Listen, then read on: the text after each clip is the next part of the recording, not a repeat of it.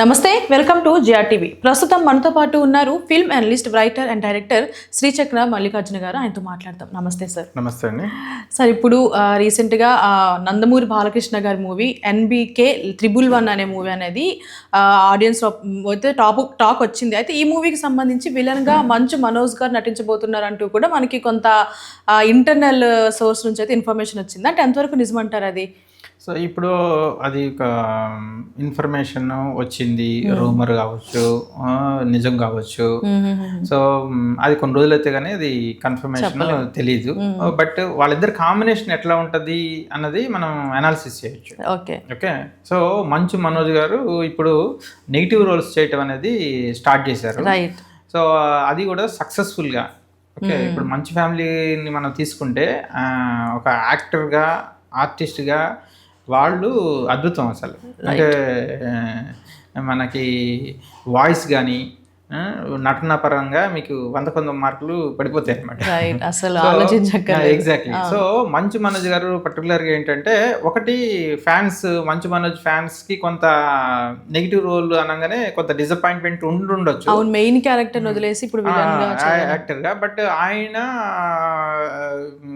కొంత ఇప్పుడు సినిమాలు ఒక ఏజ్లో కొన్ని చేసేసుకోవాలి, సినిమాలు చేయాల్సి ఉంటుంది. ఓకే, కొన్ని హీరోగా వర్కౌట్ కాకపోతుంటే అంటే అప్పుడు మనము డిఫరెంట్గా ట్రై చేయాలి అన్నది ఒకటి. అట్లా మంచు మనోజ్ గారు తను సక్సెస్ అయినట్టే ఖచ్చితంగా. ఓకే, అయితే ఏంటంటే ఒక భైరవ దాంట్లో అద్భుతంగా ఉంది. ఓకే, అందులో ఏంటంటే యాక్చువల్గా హీరో అని చెప్పేసి 3 హీరోలు అని చెప్పి ప్రొజెక్ట్ చేయడం జరిగింది. స్టార్టింగ్ ఇంట్రడక్షన్ కూడా ఒక ఫైట్ తోటి ఇంట్రడక్షన్ ఇవ్వటం జరిగింది. సో దాంట్లో ఒక హీరో అనుకున్నాం ఫస్ట్, కానీ చూస్తూ ఉంటుంటే ప్రోగ్రెస్ అవుతుంటే అతను ఫైనల్గా అతను విలన్ క్యారెక్టర్ చేశారని చెప్పేసి తెలుసు. అది ముందు నుంచే ప్రెజెంట్ చేయాలి. ఇప్పుడు హీరోలా కాకుండా అతను విలన్ అని చెప్పేసి ప్రెజెంట్ చేయాలి. చేస్తే ఏంటంటే మెంటల్గా ప్రిపేర్ అయ్యి ఆ పాత్రను అట్లా ఎంజాయ్ చేస్తాం, అంటే అద్భుతంగా నటిస్తున్నాడు అని చెప్పేసి. సో ఇప్పుడు ఇక్కడికి వచ్చేటప్పటికి మనకి మిరాయిలో ఆయన విలనే అని చెప్పేసి చెప్పడం జరిగింది. అది బ్లాక్ బస్టర్. ఓకే, మనకి ఆయన అద్భుతంగా పర్ఫార్మెన్స్. ఓకే, ఇక నటన గురించి మనం ఇచ్చేస్తుంటారు. ఇప్పుడు కమింగ్ టు బాలకృష్ణ గారి దగ్గరికి వచ్చేటప్పటికి, ఎనీ ఫిల్మ్స్ విలన్ ఎంత పవర్ఫుల్ అయితే హీరో అంత స్ట్రాంగ్గా కనిపిస్తారు. ఓకే, మనకి లెజెండ్ ఫిల్మ్లో మనకి జగపతి బాబు గారు రావటం, ఆయన హీరోగా అప్పటి వరకు హీరోలుగా చేసి ఒక గ్యాప్ వచ్చి విలన్గా ట్రై చేశారు. అద్భుతం. అప్పటి నుంచి ఆయన చాలా బిజీ అయిపోయారు. ఓకే, సో విలన్గా సక్సెస్ అయ్యారనుకోండి, ఎన్ని సినిమాలు వస్తాయి అంటే ఇప్పుడున్న పాన్ ఇండియా దీంట్లో మీరు డిఫరెంట్ లాంగ్వేజ్ల్లో కూడా, బాలీవుడ్లో కూడా విలన్ పాత్రలు వస్తూనే ఉంటాయి. సో అలా మంచు మనోజ్ బాలకృష్ణ కాంబినేషన్లో వచ్చింది అంటే ఇక పాన్ ఇండియా లెవెల్ ఇంకా అద్భుతంగా నేమ్, ఫేమ్ రావడానికి ఛాన్స్ ఉంది. ఆర్టిస్ట్గా ఇంకా ఎదిగే అవకాశం ఉందన్నమాట. ఇప్పుడు మన నందమూరి బాలకృష్ణ గారు ఏదైతే NBK 111 అనేది మాట్లాడుతున్నామో, దీనికి డైరెక్టర్గా గోపీచంద్ మలినేని గారు అయితే వ్యవహరిస్తున్నారు. అంటే గతంలో కూడా వీళ్ళ కాంబినేషన్ ఉంది, వీరసింహారెడ్డి మూవీ. సో అదేమన్నా రిపీట్ అవ్వచ్చు అంటారా? సో డెఫినెట్గా ఇప్పుడు మనం పాజిటివ్గా థింక్ చేయాలి.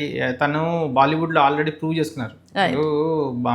ఒకసారి ఎలా ఉంటుందంటే ఇక్కడ వర్కౌట్ కావు కొన్ని, మన ఏదో ఒక ఫేట్ అట్లా నడుస్తుంటుంది ఫేజ్.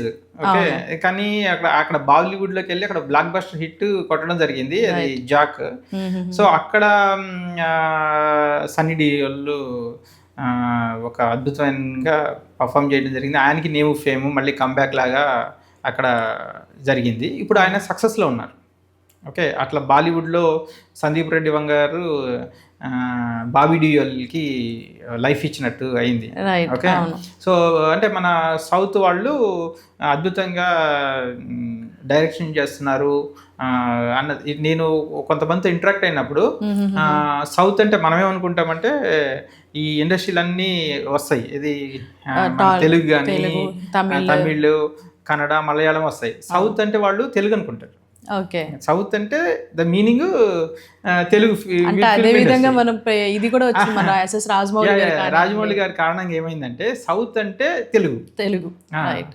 సో మనకి ఇక్కడ చాలా టాలెంట్ ఉంది, మంచి కథలు ఇక్కడ ఉన్నాయి అని వాళ్ళు విపరీతంగా నమ్ముతారు. ఈవెన్ ఆర్టిస్టులు కూడా అక్కడి నుంచి హైదరాబాద్కి వచ్చి ఉంటున్నారు, ఇక్కడ అవకాశాల కోసం ట్రై చేస్తున్నారు. ఇక్కడి నుంచి ప్రొజెక్ట్ అవుతే ఫ్యూచర్ చాలా బాగుంటుంది అని చెప్పేసి నమ్ముతున్నారు. Right right. ఓకే. సో అలా జాక్ తర్వాత హిట్ కొట్టిన మల్లెన్కి ఇక్కడ అవకాశం రావటం అనేది రియల్లీ అంటే అవకాశాలు ఊరికే మాత్రం ఎవరు ఇవ్వరు. అక్కడ ఒక బాలీవుడ్లో ప్రూవ్ చేసుకున్నారు కాబట్టి ఆయనకి ఈ అవకాశం వచ్చిందని చెప్పచ్చు. డెఫినెట్గా అందులో బాలకృష్ణ గారు కథల సెలక్షన్ కానీ ఆయనకి వర్క్ చేసే ఆయన టీం బేసిక్గా ఏంటంటే నేను నోటీస్ చేసింది, టీం ఎవరున్నారు అంటే పలానా వాళ్ళు ఉన్నారంటే వాళ్ళు కాంప్రమైజ్ గారు. రైట్. బాలకృష్ణ గారిని ఎట్లా చూపించాలో ఆ టీంకి తెలుసు. అవును. సో ఆ రైటింగ్స్లో కానివ్వండి, ఆ పనిచేసే ప్రతి ఒక్కళ్ళు కానీ బాలకృష్ణ గారిని ఎలా చూపించాలి, వాళ్ళ ఫ్యాన్స్ బాలకృష్ణ గారు, ఆయనకున్న ఫ్యాన్ బేస్ కూడా అదే లెవెల్లో ఉందని చెప్పి, సో ఎలా చూపిస్తే అలరిస్తారు అలా. సో ఇక పాత్ర పరంగా ఆయన ఎప్పుడు అద్భుతంగా చేస్తారు, డైలాగ్ డెలివరీ కానీ అవన్నీ. సో లెటస్ విష్ ఇది కూడా ఈ సినిమా కూడా సక్సెస్ అవుతుంది అని చెప్పి.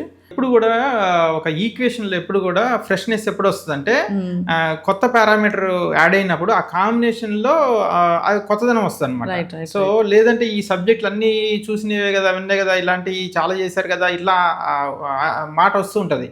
బట్ ఆ ఆర్టిస్టులు కాంబినేషన్ తోటి ఏమిటంటే ఫ్రెష్నెస్ వస్తుంది. ఆ ఫ్రెష్నెస్ రావడానికి చాలా ఛాన్స్ ఉంది. ఐ విష్ ఏదైతే చెప్తారో అది ట్రూ అని అవ్వాలని, సక్సెస్ కావాలని అనుకున్నాను. Right sir. Thank you so much sir. Thank you.